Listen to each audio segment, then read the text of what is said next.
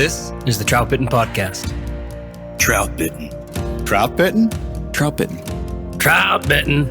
Troutbitten? Yeah, Troutbitten. Troutbitten. It's about trout. Wild trout. This is Troutbitten.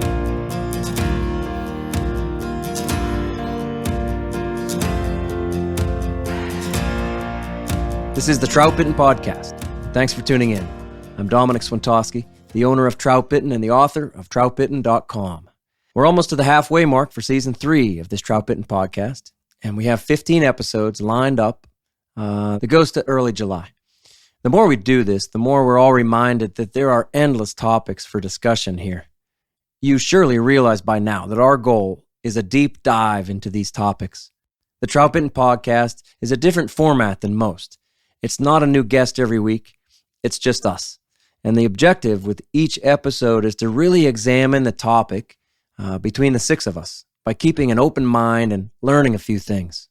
I know we all enjoy these weekly visits with each other too. It's really just longtime fishing friends sitting down with a beer and sharing fishing stories and ideas.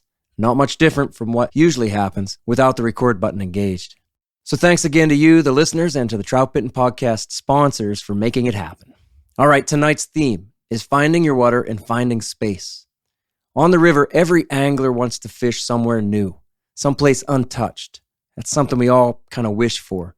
Many anglers dream of destination fishing where there's not a boot track in sight. And even if your lifestyle does support that possibility, you still wish for days on your home water without many anglers around. These days, one of the most common complaints heard among fishermen is about crowded waters. People say there are more anglers than ever and that you can't get away from all the fishermen out there. But I think you can. And in turn, one of the most common questions I receive is how to find the offbeat waters. Where are the places that everyone doesn't fish? Well, inevitably, people ask about these places because they want to see fewer anglers. It's something we all want. We all want those novel experiences. Something about trout fishing, about catch and release, and about throwing flies attracts the explorer. Long-term anglers are most often the adventurers. They're the pathfinders, the ones who find the qualities of solitude and peace more important than fishing big-name waters or catching a bunch of trout. But there is space out there for everyone, I promise. Well, for probably 95% of anglers out there, peace and seclusion is there for you if you seek it. And if you put in just a bit of time, and if you're thoughtful about your choices, willing to do some research and put some miles on your boot soles, what you seek is there. So that's what we're here to talk about tonight. We want to find our water, and in turn, find enough space that our minds can rest and relax into that experience of fishing. That's our desire when we think about a fishing trip. All of us here wish for that escape, just like you. And I can tell you for certain, each one of my friends here knows how to find some space. So here's the Troutbitten crew. In no particular order, I will note. No one is more important than the next. Here's Austin Dando, Bill Dell, Matt Grobe, Trevor Smith, and Josh Darling. Friends, how are you doing? Good. Dandy. Thanks for protecting my feelings. Right. It's finally my week to go first, and I get the caveat. You gotta be kidding me. Maybe we should I think maybe last should become first and then just, down the line. I don't really want to show any favoritism here. So good of you. I tell you what. So let's tell everybody this. We usually guess how long the podcast is going to be after. That's what we should do. There you go. That's right. We usually guess how long the podcast is going to be. Let's say, I'll guess an hour and 15, and Matt guesses, okay, I'll say it's going to be an hour and 12 minutes and 13 seconds, and whoever's closest we say is the winner, but we haven't found a prize yet for the winner. We thought about a case of beer. No, we talked about the prize. Oh, I'm sending you leaders. I'm still waiting on my leader. That's right. So the first prize, was going to be leaders, and it's coming. But I think, if nothing else, the winner should be listed first the following week. Hey, no. I like it. That's not bad. I like it. That's something. Good. How about the end of the season one? You pick a topic. No. See, that relinquishes my control. Come on, that's why the pressure's on, Dom. Right? I know. Yeah, if I still wanted control, I'd have to win every week, huh? Then I just have to cheat even more. Yeah, exactly. No, see, these True. guys think that I cheat every week because I'm the one who does the editing, and they think that I'm just going to shave a few minutes here We think. or there. Yeah. It's like the guy who's the banker in Monopoly and just keeps feeding himself the cash. That's a good It's analogy. the same thing.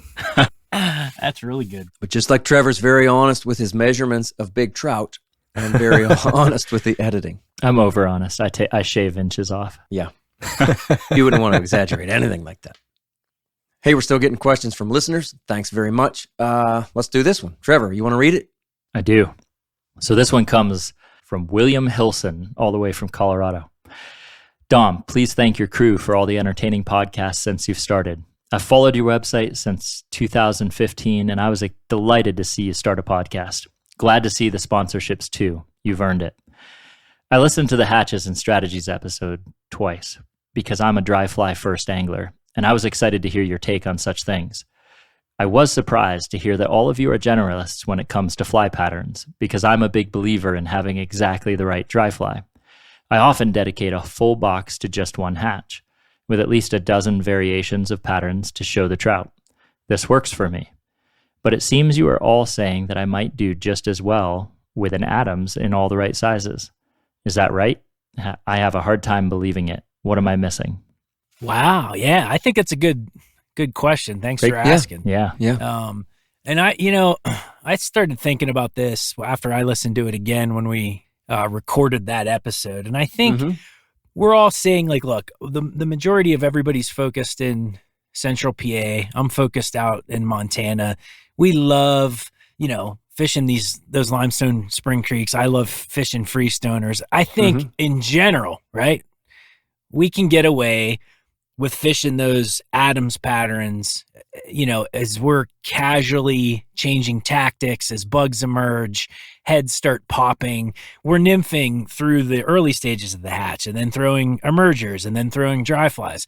So I think that's kind of, and I don't want to speak on behalf of everybody, but that's kind of our mindset, right? If I were to go and focus most of my time on a true spring creek with glassy water, and my goal was to target heads, and that's it, I think I would have much more selections in my box, right, to target that. And look, in Colorado, there's some really famous tailwaters that are known for their picky fish, where you may need to present different patterns to catch that particular fish, especially if you're targeting certain fish. And look, I know guys that's what they do. I mean, they love one fish at a targeting time. fish. Yeah. And there's nothing wrong with that. And in that case, maybe our generalistic approach wouldn't be the most successful. What do you guys think? I think you did a really good job laying out probably what all of us would say in some degree, Grobe. I think there's space between a bunch of Adams in different sizes and 12 different patterns per hatch, and I think all of us fall somewhere in that middle ground where, no, we don't carry, most of us, just one pattern, but we also don't carry 12 different patterns for the hatch. And I think one thing that we had mentioned during that Hatches and Strategies podcast was that there is some strategy or some utility to carrying at least a pattern that it mimics a different phase of that emerging insect, whether it be the high floating dry fly or that clinkhammer style that is a kind of emerging mayfly, or even a parachute that kind of lies low in the film. So having some degree of variability with the position of that fly, or with the style with which you are able to present it, or what it appears like underneath the water, I think there's a lot of utility to that, because at different phases of the hatch, the trout very well may be cueing in on different types of insects or different phases of that hatch. But I'm curious to hear what the rest of you think. Yeah, I agree with you guys. I mean, as you said, William, that's your approach is more of a dry fly first approach. And I really do admire that, because I think that it's extremely important to find something about this sport that you love and enjoy getting better at. And that's what keeps you out there on the water. And we all know that more hours of practice put in, whether it's on the river or behind the bench, is going to refine your skill in that, to the utmost. And so I would assume that if you enjoy dry fly fishing the most, and that's what keeps you out there, and you have learned to be effective with it, I think that it's probably a good approach to to really get detailed with your ties as well. Mm-hmm. Yeah, and if you're fortunate enough to go out and be able to actually fish a hatch from the beginning of the emergence, to 4 days into the emergence and 5 days into the emergence, and you're sitting at a pool, it is cool to be able to develop a pattern that, maybe those fish start getting smart on that Right particular on. pattern. Oh, yeah, for and, sure. And you can switch it up with a biot body, more realistic, lower profile, and pluck each one of those heads out of, that are rising. That's pretty cool. I mean, that's a pretty cool thing to go after.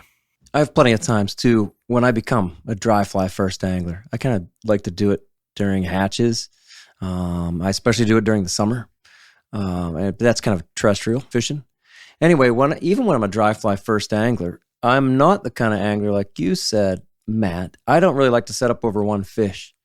And so if I do find a difficult fish, I'll be honest, I might change 2 times maybe. But for me, that'd be a lot. And then I go, okay, tip my cap to that fish and move on, because I'm probably going to get the next one on that Parachute Adams or whatever I'm using. Mm-hmm. So that's my game. That's what I enjoy doing. One of the best fly fishing friends I ever had, a great mentor. His name was Rich. He loved setting up over one fish. He'd throw a couple patterns at it. He'd smoke a cigar, rest the fish, and just not move his boots for an hour at a time. And he would change 5 or 6 times, in a flat, in a pool, in some real soft water. That was his thing. Just give him a riser and he was happy. Not my game. Never was. And it might be at some point. It might be tomorrow, and at some stage in my life, I might say, I love that more than anything. That's cool. If I would ever get to that point that, I'm probably going to want more flies to change to. And maybe sometimes it really does make that difference. I'm sure it does. A couple things that come to mind is the water type. So fish in calmer water are going to be much pickier. So if you're fishing a river that has a lot of flat water versus a river that has a lot of riffles and surface disturbance, the fish are going to be more picky in a flatter water. This weekend I did go with the dry fly. The last couple hours of the day, I just went down to the river, took dry flies and fished dry flies in the evening. And the thing this weekend that was the key it wasn't necessarily a fly change, it was a presentation change. Okay. So at the end of the day, there were crane flies that were coming back to the water. Neat. And they were skating along the water and fish were just launching themselves out of the water. And so for about an hour or so, I worked a dead drift and couldn't get the fish to eat. And so I switched the presentation to locate where the fish was, and then I would skate the fly to about where the fish was rising, and then I would pause it, and that skate was a huge difference. Like the strikes went up twofold. Yeah, no kidding. So That's think cool. about your presentation sometimes. Yeah, for sure. You try stuff outside of the box. Yeah, I think what I hear all of us saying is a version of there is not a one right way and one wrong way to do this. Yeah. Despite the fact that many of us agreed on the fact that we tend towards generalism in our presentations, whatever catches fish for you and whatever you find enjoyable and effective, more power to you. Yeah. I think we should have a Troutbitten tournament with everybody gets 5 realistic patterns, and we'll go to a very finicky spring creek and see who can catch the most fish. That'd be kind of cool. I was going to say too, just to wrap that up, the reason I go generalist is because I do think it catches me more fish in the end. I think the general patterns, if we're just talking about a Parachute Adams, it looks like so many things. That's my favorite dry fly, I would say. It looks like so many things. I could just have it in a handful of sizes, and I can imitate almost anything that hatches. Enough. Yep. And I do think that at the end of the day, maybe not at the end of the day, but let's say at the end of the season, that approach, not just because I like it better, I think it actually catches more fish for me. But it also has to go hand in hand, again, with me willing to cover a bunch of water and not get tied up into just one fish that's being super selective. Yeah. Cool. Good question. Yeah. Precision Fly and Tackle is a family-owned business with a passion for the outdoors and a sense of adventure. They are anglers who enjoy every moment spent on the water with family and friends. Precision Fly and Tackle carries the widest selection of Euro rods, reels, lines, leaders, flies, and accessories. From the beginner to the advanced angler, Precision Fly and Tackle can outfit every angler no matter the budget. Visit them online at precisionflyandtackle.com. Then use code TROUTBITTEN10, that's the number 10, for 10% off your order. Gear up with Precision Fly and Tackle for your next adventure. Tactical Fly Fisher was started in 2015 by fly fishing team USA angler Devin Olson, with a mission to bring American anglers the techniques and gear that dominate the international competitive fly fishing scene. While you may have no desire to compete, you can still benefit from the same strategies which competitive anglers use to make them more successful on the water. Whether you want to buy a euro-nymphing rod, a stillwater fly line, or just some hooks and beads to fill your fly box, we've got you covered. And our teaching materials will help you learn how to use whatever products fill up your cart. Head on over to thetacticalflyfisher.com and use the code TFF10 to get 10% off flies, fly tying supplies, or terminal tackle. All right, let's move into our topic, how to find your water and find your space out there. Again, a common complaint is about the number of anglers on the water, that you just couldn't find a piece of river for yourself. But the truth is, there is open trout water out there, and you just have to find it. So let's start with this. Let me ask you guys, are there more anglers than ever on the water? Do you think so? I would say yeah, or at least more educated anglers, I think, than I've seen because of social media and some of the books that have come out. I feel like I see more distribution of anglers across rivers. Okay. I think if you look at the industry as a whole, it's grown pretty rapidly over the last 10, 15 years. I think the answer almost has to be yes. Mm-hmm. Spoke about this a little bit last week, but I had a good friend attend a reputable conference, of a large company in the industry, and their estimates are about 800,000 new anglers since COVID in the industry. And fly fishers, and that's not people that have picked up rods, because they forgot how much they love fly fishing. That's new anglers. Mm-hmm. And I would just say that since COVID, from my viewpoint, which is more Montana based than Pennsylvania based, I absolutely have seen the rise in pressure out here on the famous stuff. So I guess my experience is a little bit different. I agree. I would agree that there are more anglers than ever, but I'll put it this way. I don't run into them. I've been guiding these central PA waters for 5 years or something like that. And today we saw 0 anglers. And last year, on this date, on May 2nd, I would have expected to see 1 or 2, whatever. I kind of expected to see 1 or 2 today. Saw 0. But that kind of leads into the, how you find your waters. It's kind of a game to me to guess where people are going to be. The habits of anglers are very predictable. And I know you're all very good at this, actually. Once you know your waters, you know your areas, and you know the trends, the habits of anglers, you can find your space. So there are more anglers than ever. But I believe it's not all that difficult in most places to find your space. If you're willing to give up some things or, trade in. So I think what you're trying to say is there's more anglers, but they're also as predictable as the anglers that came before them. Ooh, there you go. Thank you. Good way of putting it. Yeah, for sure. I agree with that a lot. This weekend I fished and it was supposed to rain really heavy on Sunday. There you go. And I went to a popular river thinking it was, I got there, I slept in and I got there at 6:30 and I was like, oh man, there's going to be people everywhere. Yeah. And I fished till 10:30 and I didn't see an angler. Yeah. Mm-hmm. And I was like, oh.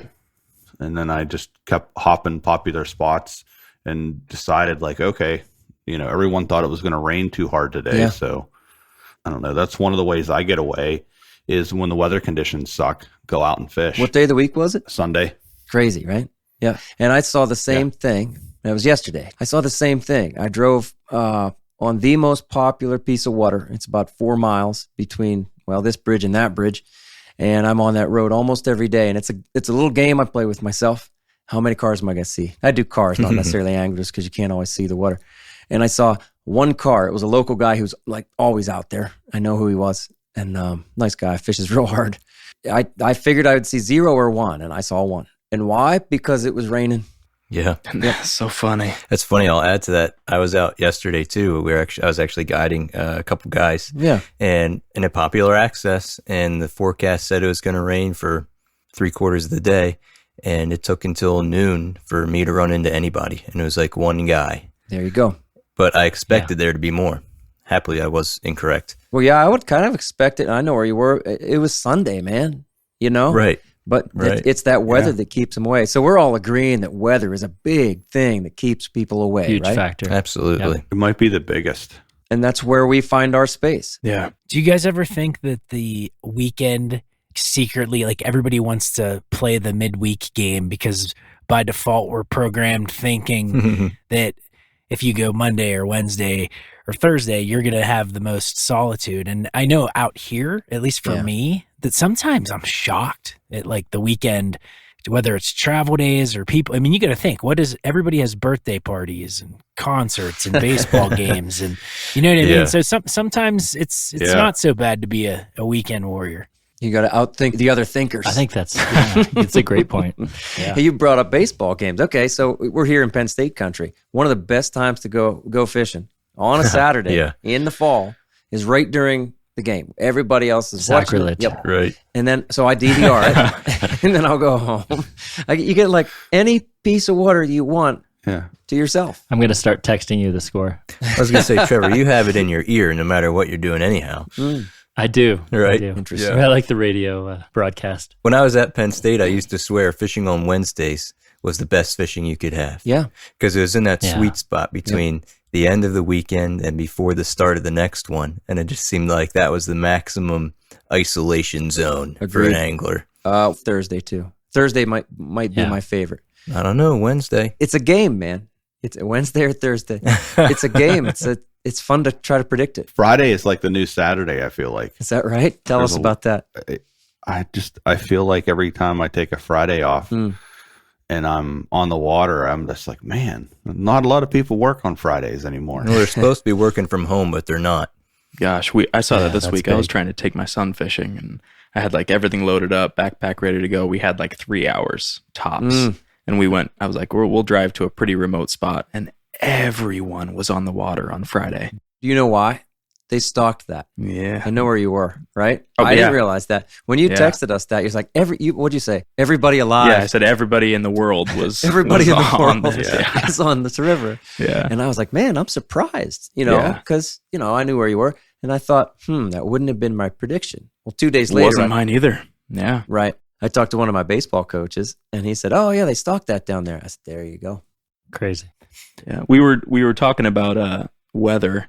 It's funny, regularly when we got a cold and rainy and dreary day that generally you'd want to stay inside. I'll make a remark like, oh, it's, great weather for fishing, or man, what I wouldn't give to be on the river right now. And I'll get like a raised eyebrow, or people will think that I'm being sarcastic and joking, but it's just because I think that our assumption that people know that, brown trout don't like sun is not as well known as we think it is. For sure. We did a podcast in season 1 about the weather, about the different elements that we face. And there's always something you're battling out there, whether it's sun or cold or wind and rain and snow and sleet, all that and more. River conditions, anything. There's always things that you're battling. And people it's fair to say, people want it easy. And then they also will make the mistake of thinking that those bluebird, sunny sky days, the water a little on the low side because it's easy to wade, that's the best day. Oh, that's the worst day. It's just the worst. Yeah. Matt, do you see much of a difference? Is the weather consistent out there? Like, do you? Well, so this time of year, I would say from October till end of May out here is very inclement weather, whether that's a lot of snow or, right now we're getting a ton of rain. Thank God.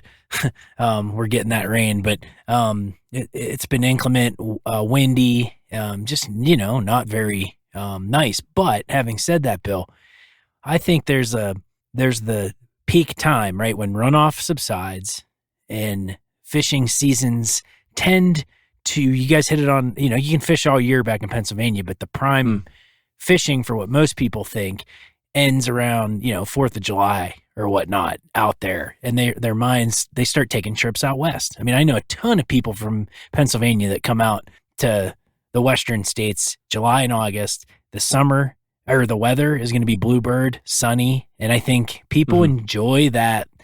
And I don't know how much they're really, there's more to it than the fish catching, right? We're all trout bitten, we're all nuts. Point. We have one thing on our mind, but I think a lot of people just want that comfortability, the scenery, that's a really go out good to point. lunch.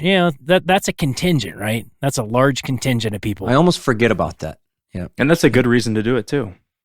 Yeah. Absolutely. Like I said, it's what you enjoy, right? I mean, Right. we're nuts, Dom. I mean, I don't, I haven't met. That's true. I mean it. I mean, how many Yeah. people have you ever come across that are as nuts Right. as us? I mean, we're pretty wacky. That's why we get along.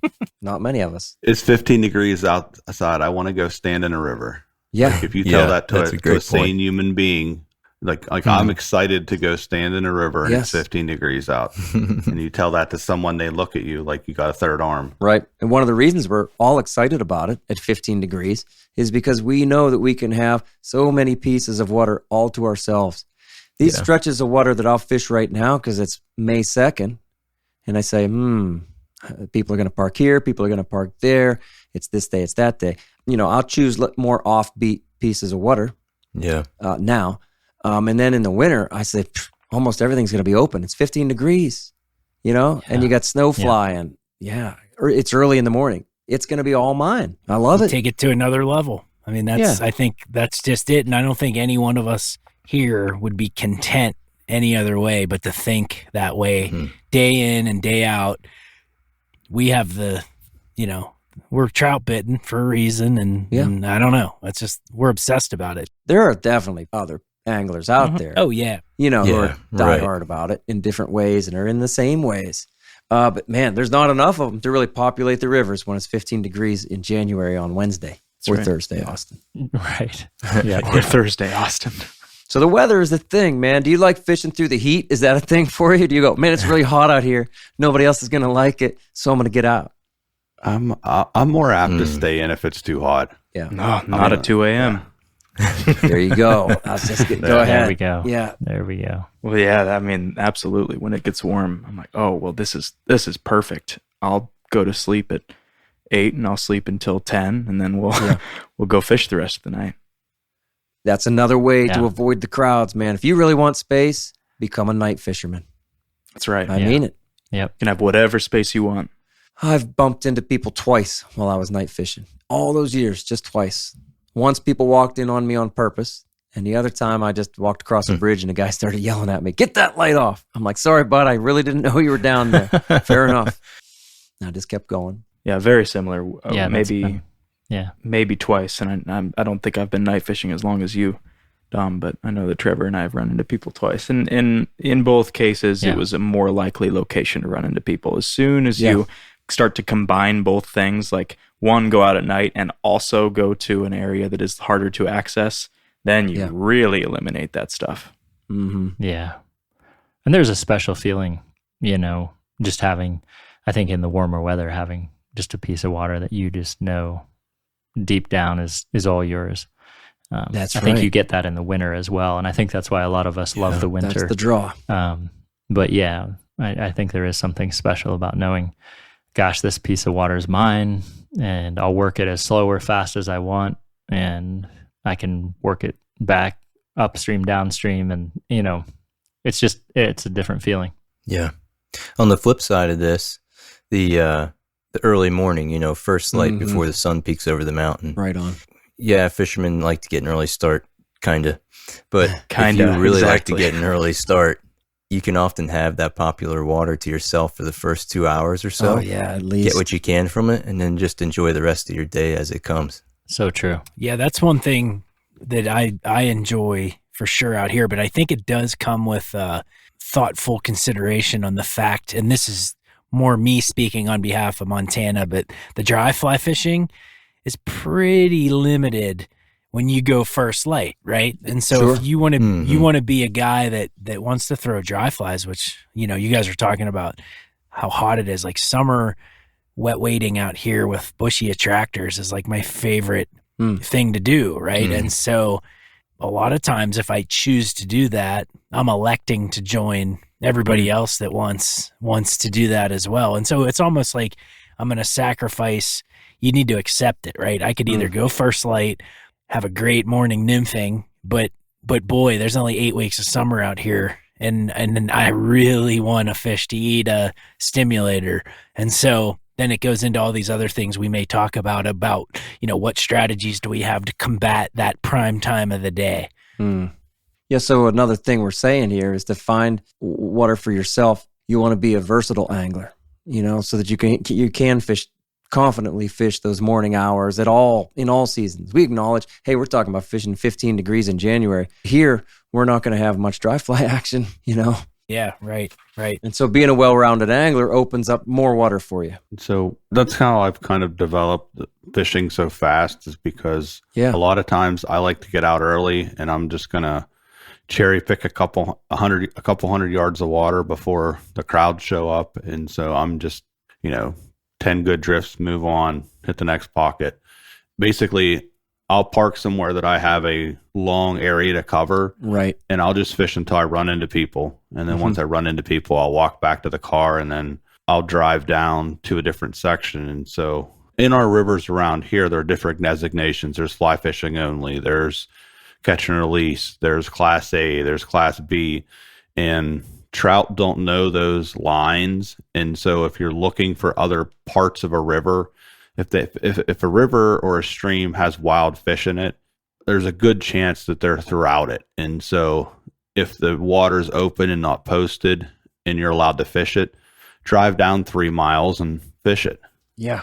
Especially in the colder months, right? Yeah, right. Oh, yeah, for sure. Right. Special regs areas really draw a lot of anglers. Here, it's catch and release here. It's Trophy Trout Project here. It's whatever your state calls your special regulated trout waters. Boy, that gets like 10 times the amount of pressure, I think it's fair to say, and like you're saying, Bill, those trout are spread out. They're above the regs area. They're below it. And you know what? Even if they weren't, that's where you're going to find your space. That's the answer. Even if there's only half as many fish 3 miles below the catch and release area, so what? If what you really want is space, go fish there, Those fish might be dumber and easier Absolutely. to catch too. Right. You might have that kind of more pure experience. I think there's a few rivers around here that I also I'll use my wading aggressiveness to kind of access areas of the river that are a little bit less hit on. And you've got a cool article, Dom, called We Wade, and it kind of embodies, I think, this spirit of a lot of us, thank God that while we're still able to physically, get into some of these locations that might challenge younger or older or less sure-footed anglers, or waders that don't commonly use a wading staff either. But, I've had a lot of good fishing on the opposite bank of, a popular section of river while people are fishing all up one and down one side of the river, just because it's difficult to get to. And that, for me, has often been a satisfying way to find space. That's pretty cool, Trevor. I think that's lines up with, all these tactics we're talking about. Clearly, all of us have in mind that the places we're going to, we anticipate other people being there, or maybe people showing up later, right? It's safe to say we're fishing more heavily pressured waters. And so the tactics to, it's the game Dom mentioned, right? Yeah. It's all about the game. So when you're... Habits of anglers are predictable. Yeah. What am I going to do? And yesterday was a prime example for me. I fished one of the more famous freestoners, right outside of town. Didn't get to go till 1:00. And so, like you, Trevor, I pick the gnarliest water. Nice. That is just nasty to wade. And it looks nasty, right? There's a visual impression that happens as you're driving by certain places where people would be like, man, that looks a little... It's intimidating, tricky, right? Looks a little sketchy. And it was so neat because and it was a section that I may have only fished once before. And I got down there, and when you're down there, it's a little less intimidating. And all of a sudden, the back eddies were just filled with fish rising. Nice. They were Awesome. just chomping blue wing olives. I love it. And you're not going to see it from the road. And the only way to do it is to get down there, bash your shins off some rocks. And that's what it took for me to have an awesome day on a Sunday on a world famous river, right? Yeah. I love it. And you can, to the point, Dom's point, you can do it. You just got to put some time and effort into wanting to do it. Sure. Love it. It's cool. If you want to maximize your time on the water, you need to have all your patterns well organized. Fulling Mill offers a custom range of fly boxes with the Euro-nymphing angler in mind. Made from a strong polycarbonate with dense slotted foam, they're extremely durable. From the pocket box, which is perfect for anyone who likes to keep it fast and light, to the Tactical Max, which has a middle page and can hold up to 960 flies, you'll be covered for any situation. To check out all 7 of the custom fly boxes, go to fullingmill.com or ask for them at your local dealer.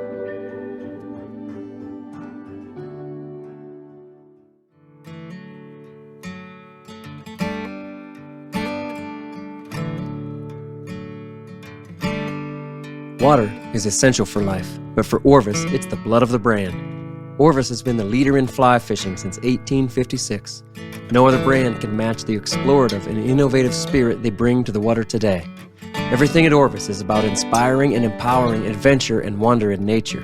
Rooted in the vitality of fly fishing, fueled by passion and curiosity for the outdoors, Orvis designs and develops products and experiences, providing the knowledge and expertise to enable more meaningful moments and connections in nature.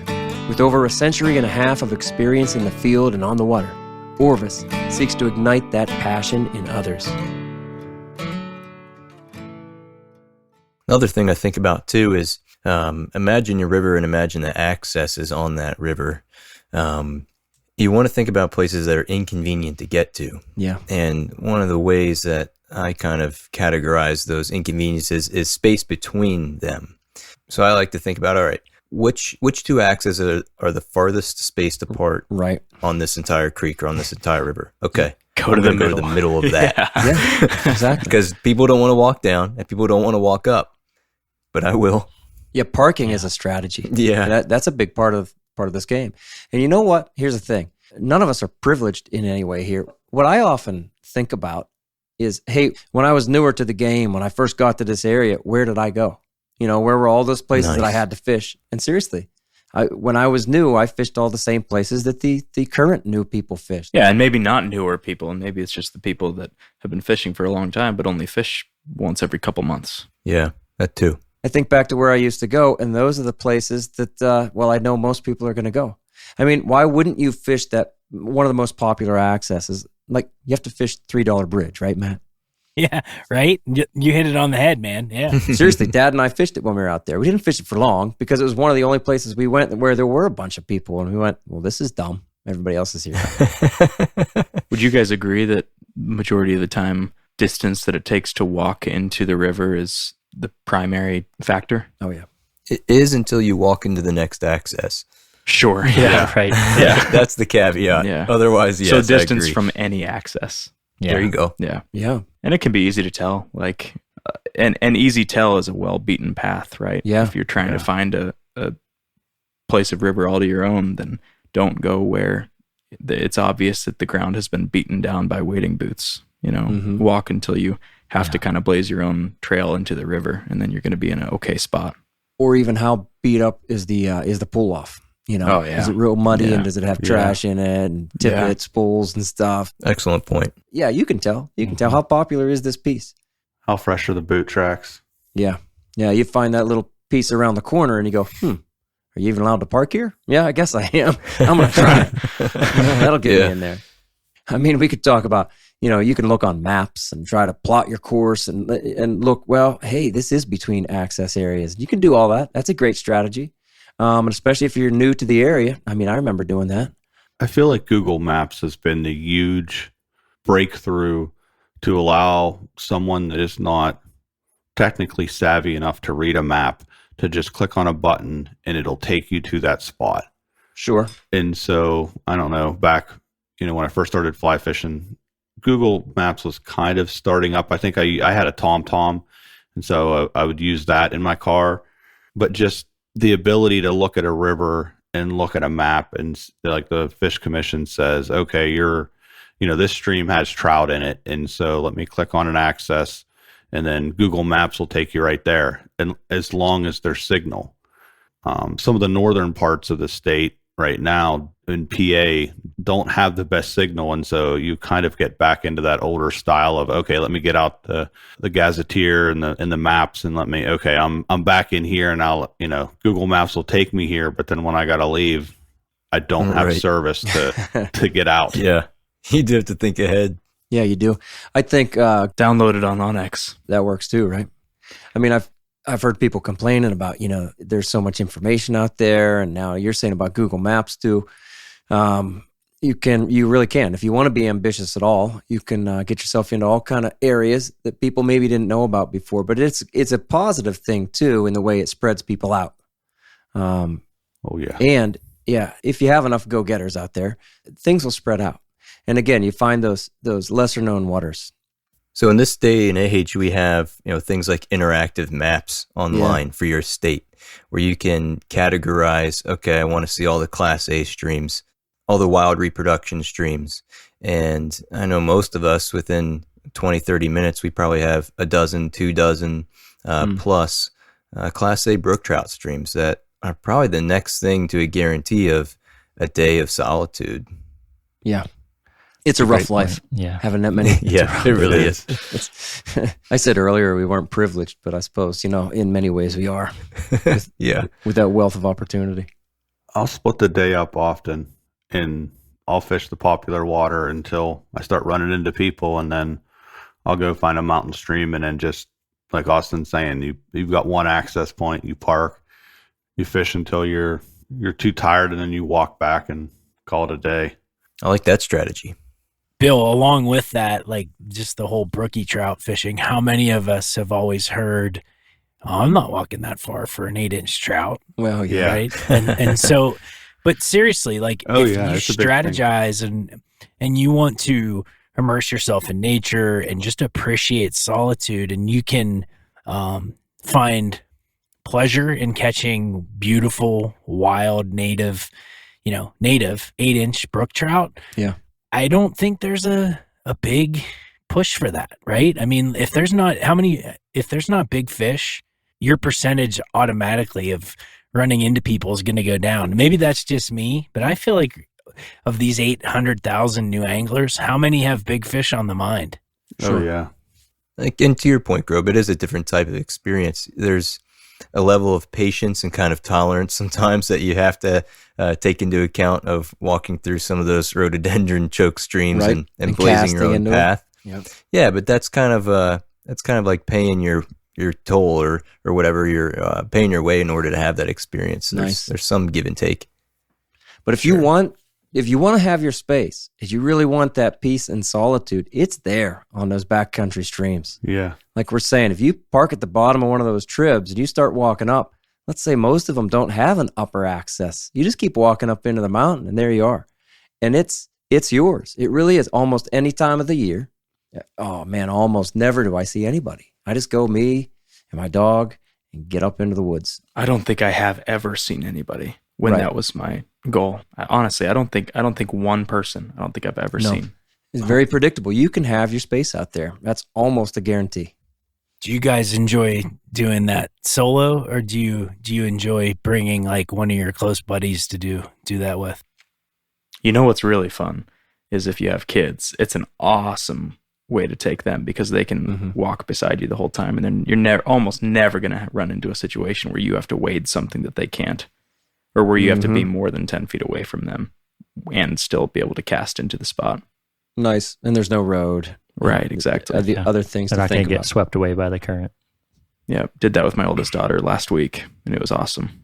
I think it's enjoyable both ways, Matt. I feel like sometimes it's really nice just to get away myself and not see a person and be completely away from everything and just kind of get a peace of mind out of it. But it's also fun to go with a friend and just kind of, one guy fishes, one guy harasses him and heckles him until he catches a fish, and then you switch the next pull and it's reverse, and so yeah, they're both, I think, are really enjoyable at times. Right. I think that we're the right kind of friends that enjoy it together too. You know, we enjoy a lot of the same aspects of being on those waters out in the middle of nowhere, and so the right person is a great person to bring her along. Well, it's funny because our personalities are similar in the sense that, like, you saw what our tendencies are on the famous streams, right? We'll get up at 3:30 and Bill Dell will cherry pick all your holes before you even have a, He's already been coffee. Exactly. And in that other setting, we completely switch gears though, right? Like we can take one rod and appreciate it for what it is. You can go out at noon. And it's all about that mindset. Yeah, you can go out at noon and it's that rush though. The why I like doing that stuff is that rush. And I say rush, it's brought on myself in the sense that if I do want to get up early and work on tactics, A/B test, and I want to fish the prime stuff before some. I mean, there's, you know, you get up early, and I don't want to say rushing, but there's more of a sense of that than to Dom's point. You waking up at 12 with your you know, Chaco sandals, and you just wade up a mountain creek and have a good old time. Maybe I'm the only one that has the Chaco sandals. What are those? Made out of chocolate? I got lost too, Bill. They're like Tivas, but better. I prefer the Tiva. What are you talking about? And they'll take a grip stud.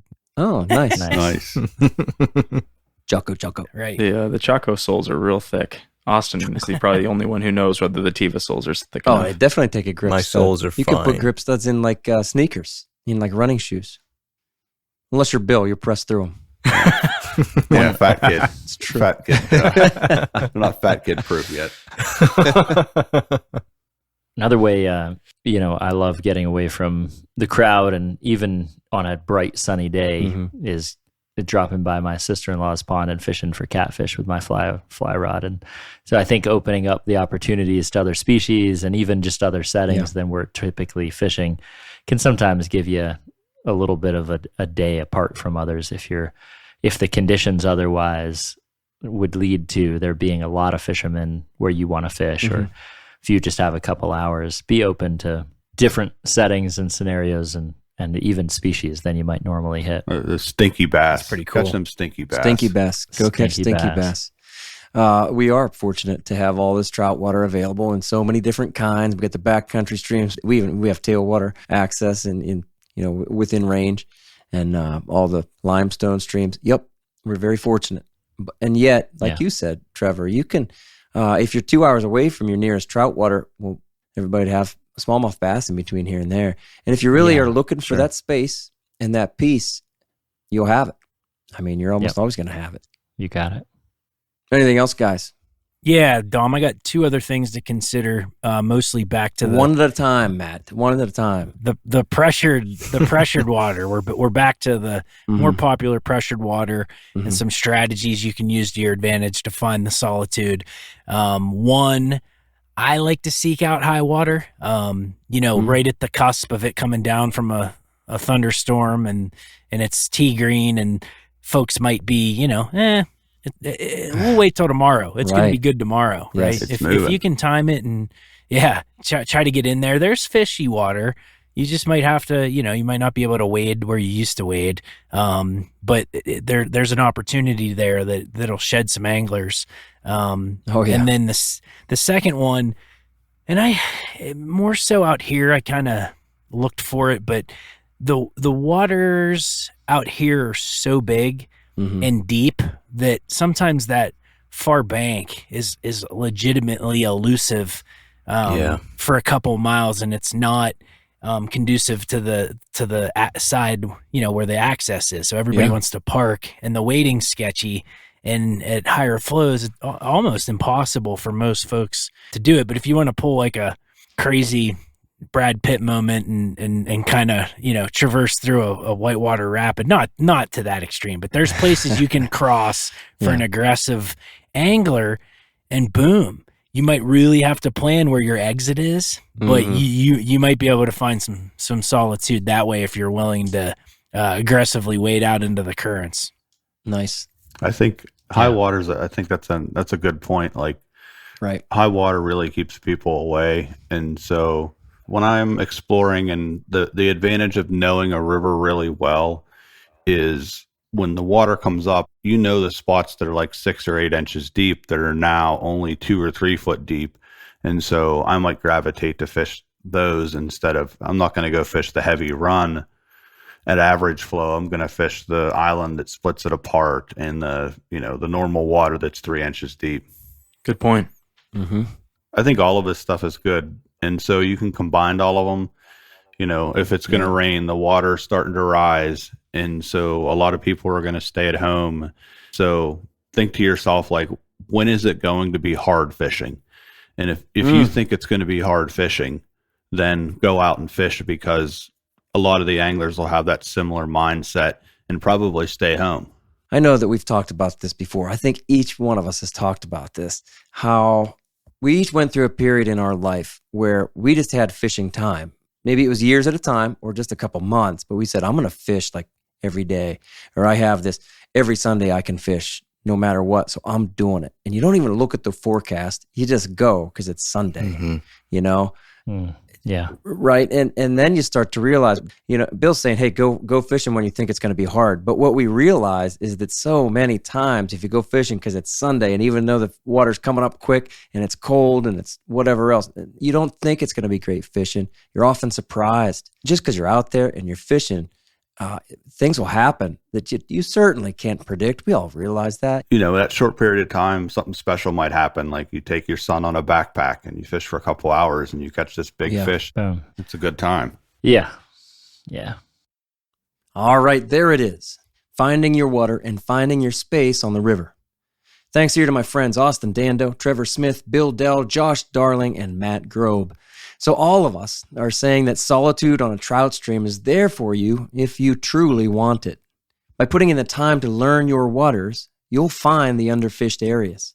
You'll learn that the headwaters of your home stream hold just as many trout as the popular section that meets the road. And here, among this wooded stream just 20 feet wide, the peace and seclusion you seek is there for you. It's a place where life slows down a bit and no one else will bother you. Or maybe do the opposite, by exploring downstream of the catch and release section, by going beyond what anglers talk about as the trout water, you wade into a marginal river. Maybe there are half as many trout, and maybe the creek runs behind a strip mall before merging with its parent river. But this too is water to call your own. And after a handful of casts to moving water and the prospect of a big trout, the imperfect surroundings fade away because you're alone. If you want space, if you want to find your own water, it's there for you. Think about where and when. Consider the conditions and learn to recognize the habits of anglers because they are always predictable. So avoid every access with a clever name like Rainbow Riffle or $3 Bridge. Sure, the fishing might be great, but these are not the places to find your space. And if you roll up to a popular access of a blue ribbon trout stream, if it's noon on Sunday, if it's June with prime flows and sunny skies, then stop complaining about the cars and anglers. That's your choice. It's on you. And by making that choice, you're now part of the predictable habits of anglers. Hey, thanks for listening, and thanks for your support of the Troutbitten Project. Austin, will you read us out? Yeah, man. So remember, troutbitten.com is a free resource for all anglers. With over 800 articles, there are stories, commentaries, tactics, tips, and more. Find what you like through the top menu and through the search page. Navigate by way of the categories and the tags too. Thank you for listening to the Troutbitten Podcast. Please give the show a 5-star rating on Apple Podcasts and leave a comment, because that really helps. Until next time, friends, fish hard, enjoy the day, and find your life on the water.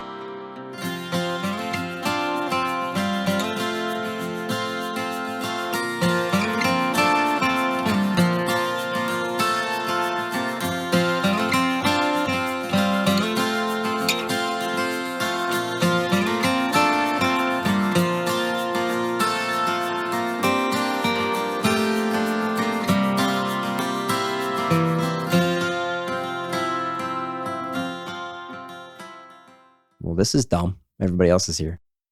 Bill Dell will cherry pick all your holes. There you go. Sometimes I'm shocked. Sure. Yeah. Yeah. Right. I pick the gnarliest water. That's something, right? I mean, we're pretty wacky. That's why we get along. Not a lot of people work on Fridays anymore. I like that strategy. You got to outthink the other thinkers. Happily, I was incorrect.